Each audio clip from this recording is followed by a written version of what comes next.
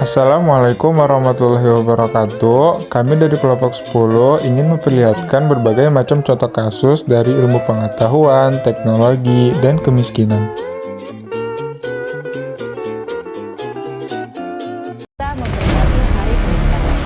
Meski begitu, pendidikan di Indonesia bisa dibilang masih memprihatinkan. Indonesia, Indeks negara pembangunan kita manusia tercinta kita ini melorot di urutan punya bawah, masalah dan ranking besar pelajar di kita bidang ada di pendidikan. barisan depan. Aku yakin Tapi dari kalian belakang. semua pasti Itu sudah tentu tahu. aja Menurut menyedihkan. PISA, Padahal program uang buat maju International pendidikan sampai Student Assessment 440 Indonesia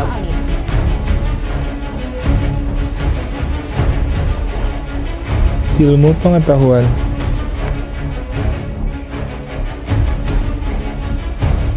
Pengertian dari ilmu pengetahuan adalah usaha-usaha sadar untuk menyelidiki, menemukan, dan meningkatkan pemahaman manusia dari berbagai segi kenyataan dalam alam manusia. Jika kita berbicara mengenai ilmu pengetahuan, tentunya selalu berkaitan dengan pendidikan. Pendidikan adalah salah satu aspek penting dalam kehidupan manusia dan bahkan dalam kehidupan bernegara. Biasanya, negara-negara maju dan makmur di dunia juga memiliki sistem pendidikan yang baik dan profesional. Nah, di dunia ini ada banyak negara dengan sistem pendidikan yang bagus dan bahkan terbaik. Berikut daftar nama-nama negara dengan sistem pendidikan terbaik di dunia. Yang pertama ada Finlandia, Inggris, Amerika Serikat, Kanada, Australia, Belanda, Jerman, Israel, dan lain-lain. Lalu berikutnya adalah negara dengan tingkat literasi terendah di dunia. Yang pertama ada Sudan Selatan, Mali, Republik Afrika Tengah, Burkina Faso, Benin, Afghanistan, Sierra Leone, Partai Gading, dan lain-lain.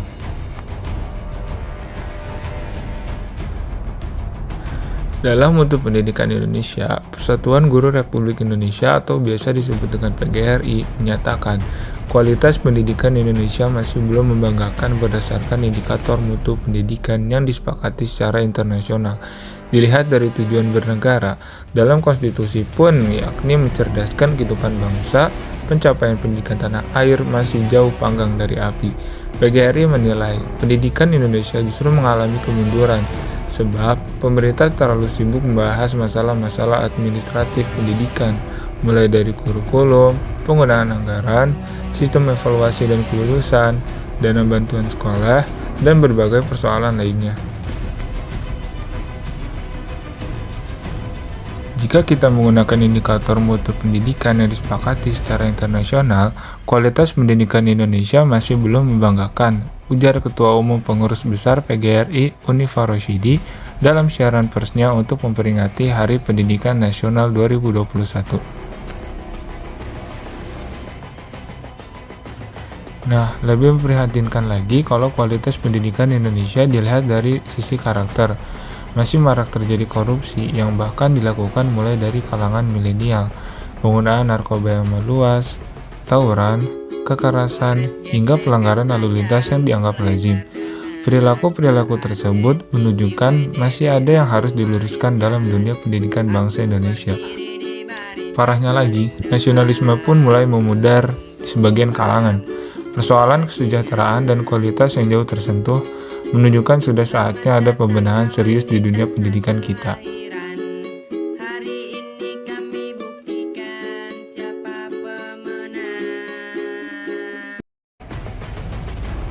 Maka dari itu, pemerintah melakukan peningkatan mutu pendidikan di Indonesia dengan beberapa cara, diantaranya program pembangunan kurikulum, program pengadaan buku paket, BOS atau bantuan operasional sekolah, program manajemen peningkatan mutu berbasis sekolah atau MPMBS, dan program peningkatan mutu guru.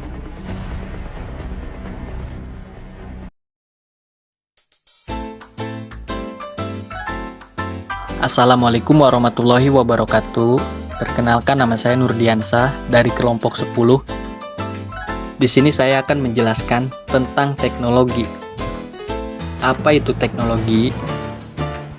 Seiring dengan perkembangan zaman, teknologi terus berkembang, dan bahkan saat ini teknologi sudah menjadi bagian penting dalam kehidupan sehari-hari. Kehadiran teknologi sangat membantu pekerjaan dan berkomunikasi, terutama dalam keadaan pandemik seperti sekarang.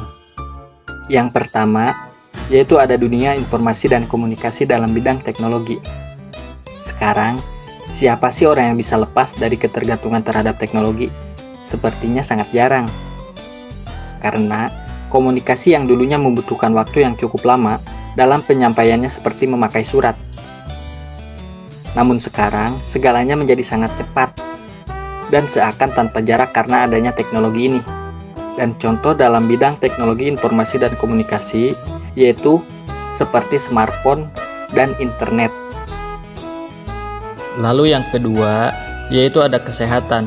Dan salah satu terobosan penting di bidang teknologi kesehatan yaitu ada telemedicine. Dan apa itu telemedicine? Telemedicine adalah praktik pelayanan kesehatan dengan menggunakan perangkat komunikasi audio, visual, dan data untuk kepentingan konsultasi, diagnosis, perawatan, serta pengobatan. Teknologi ini memungkinkan pasien untuk bisa berkonsultasi dengan dokter tanpa tatap muka, berbagi informasi kesehatan, memesan dan membeli obat, sampai mendapat data kesehatan tanpa pergi ke rumah sakit. Lalu yang terakhir yaitu yang ketiga ada pendidikan, di mana salah satu terobosan dalam bidang pendidikan yaitu ada teleeducation. Dan apa itu teleeducation? Teleeducation adalah proses belajar di mana siswa menerima instruksi melalui internet, misalnya dalam bentuk video. Di masa pandemi ini, seluruh masyarakat termasuk tenaga pengajar, siswa, dan orang tua dituntut untuk lebih melek teknologi. Dan gak bisa dipungkiri juga bahwa pandemi COVID ini telah memaksa percepatan kemajuan teknologi di sektor pendidikan karena proses mengajar harus dilakukan dari jarak jauh. Lalu ada dampak dari perkembangan iptek di Indonesia.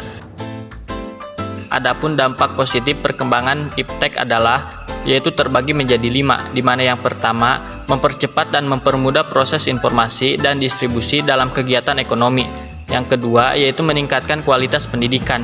Yang ketiga memudahkan dalam berkomunikasi tanpa terhalang jarak dan waktu. Yang keempat teknologi menghubungkan orang di seluruh dunia. Dan yang kelima mempermudah proses penyebaran dan pertukaran informasi.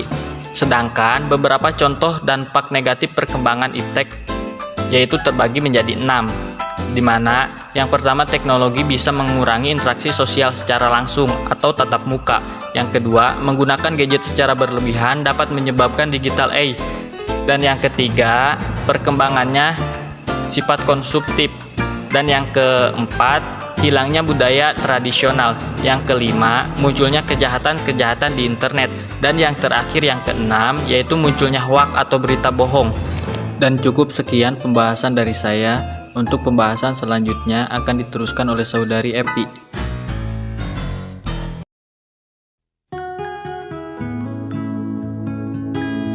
Halo semua, perkenalkan nama saya Evi Ayuandini dengan NPM 6022165. Pada kesempatan kali ini, saya akan menjelaskan tentang studi kasus tentang kemiskinan. Menurut Wikipedia, kemiskinan sendiri adalah keadaan saat ketidakmampuan untuk memenuhi kebutuhan dasar seperti makanan, pakaian, tempat berlindung, pendidikan, dan kesehatan. Kemiskinan dapat disebabkan oleh kelangkaan alat pemenuhan kebutuhan dasar ataupun sulitnya akses terhadap pendidikan dan pekerjaan. Kemiskinan merupakan masalah global. Berikut ini merupakan negara dengan tingkat kemiskinan tertinggi di dunia tahun 2021 menurut IMF. Yang pertama ada Burundi, Sudan Selatan, Somalia, Republik Afrika Tengah, Malawi, Republik Demokratik Kongo, Niger, Mozambik, Liberia, dan yang ke-10 Madagaskar.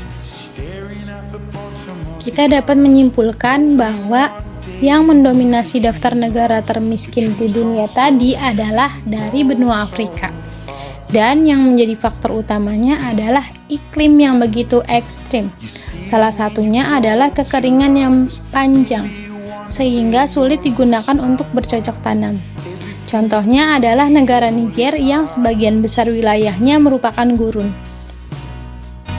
But you only need the light when it's burning low. Only miss the sun when it starts to snow. Only know you love her when you let her go. FYI, bahkan ada negara yang mengonsumsi tanah sebagai pengganti bahan pangan. Negara tersebut adalah Republik Haiti. Saking tidak mampunya membeli bahan pangan, mereka pun terpaksa untuk membuat makanan dari tanah, dan bahkan lebih mirisnya lagi, masyarakat Haiti mengatakan bahwa kue lumpur tersebut rasanya hambar dan membuat perut mereka terasa tidak nyaman. Resep membuat kuenya sendiri juga sangat sederhana. Mereka hanya mencampurkan lumpur, garam, dan sedikit mentega. Setelah adonan jadi, lalu dijemur di bawah sinar matahari hingga tampilannya menjadi seperti kue kering. Melihat dari bahan dan cara membuatnya saja, kita sudah bisa menyimpulkan bahwa kue tersebut tidak bergizi dan bahkan membuat kesehatan menurun. Sungguh ironis ya mendengar fakta tadi, di mana garis kemiskinan di dunia masih sangat tinggi, apalagi di saat pandemi seperti sekarang. Indonesia sendiri berada pada posisi 94 sebagai negara termiskin di dunia. Padahal sebelum pandemi, angka kemiskinan di Indonesia terus menurun. Dapat kita lihat, menurut Badan Pusat Statistik, pada Maret tahun 2015 hingga September tahun 2019, angka kemiskinan di Indonesia terus menurun, tetapi kembali meningkat akibat pandemi COVID-19. Hingga pada Maret 2021, terdapat 22,54 juta rakyat Indonesia yang menderita akibat kemiskinan. Meningkatnya angka pengangguran mungkin menjadi faktor utama kemiskinan di Indonesia terus meningkat. Berikut ini pula data jumlah dan persentase penduduk miskin per pulau menurut Badan Pusat Statistik. Dapat kita lihat bahwa jumlah penduduk miskin di Indonesia sendiri pada Maret 2021 terdapat 15,30 juta jiwa berada di pedesaan dan 12,18 juta jiwa berada di perkotaan. Faktanya bahwa ternyata Pulau Jawa sendiri menjadi pulau dengan jumlah penduduk miskin terbanyak di Indonesia, yaitu 8,21 jiwa di perkotaan dan 6,54 di pedesaan. Disusul oleh Sumatera, Bali, Nusa Tenggara, Papua, Maluku, Sulawesi, lalu Kalimantan. Terlepas dari itu semua, pemerintah juga mencetuskan beberapa program yang diharapkan dapat menuntaskan kemiskinan yang ada di Indonesia.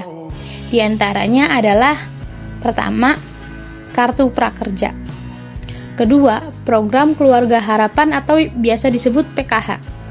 Ketiga, ada Bantuan Pangan Non-Tunai atau BPNT. Yang keempat, ada Bantuan Langsung Tunai atau BLT. Yang kelima, ada subsidi listrik. Yang keenam, ada Banpres Produktif Usaha Mikro atau BPUM dan program-program lainnya. Di balik dampak negatifnya pandemi, tentu kita juga memperoleh dampak positifnya. Salah satu contohnya adalah dari berita berikut. Seperti yang dikatakan Bapak Imam Januar selaku penggagas kampung YouTuber, uang tidak harus lagi dicari keluar rumah, tetapi uang yang mendatangi kita ke rumah. Tentu kita bisa menilai mana yang lebih baik antara kerja keras atau kerja cerdas. Demikian pembahasan materi dari saya. Kurang lebihnya mohon maaf. Wassalamualaikum warahmatullahi wabarakatuh. Terima kasih. Nah, mungkin itu saja contoh kasus yang bisa kami sampaikan. Kurang lebihnya mohon maaf. Wabillahi taufiq wal hidayah. Wassalamualaikum warahmatullahi wabarakatuh. Terima kasih.